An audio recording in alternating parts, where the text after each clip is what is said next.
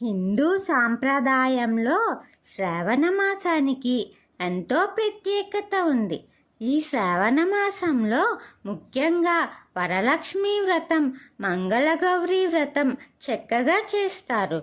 శ్రావణ మాసంలో శ్రావణ సోమవారం, శనివారానికి ఎంతో ప్రత్యేకత ఉందట.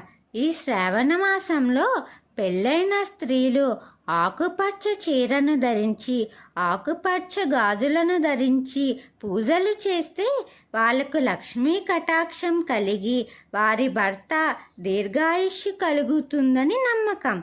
శ్రావణ మాసంలో మొదటి సోమవారం లేదా శుక్రవారం తలస్నానం చేసి ఆకుపచ్చ గాజులను ధరిస్తే ఇంకా చాలా మంచిదట.